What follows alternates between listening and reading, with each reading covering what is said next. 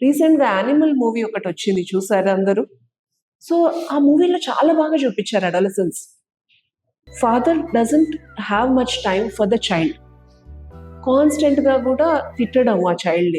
So the child is actually craving for that father's time. ఆ తర్వాత చూపిస్తారు అదంతా కూడా. It is like hidden flashback లో ఎక్కడో చూపిస్తారు. అండ్ దెన్ ఫైనల్ గా మీరు నాకు టైం ఇవ్వలేదు. There is one scene where the father and the son they want to change roles. So that is what will happen. మనం ఎలా parenting చేస్తామో అదే క్యారీ అవుతుంది.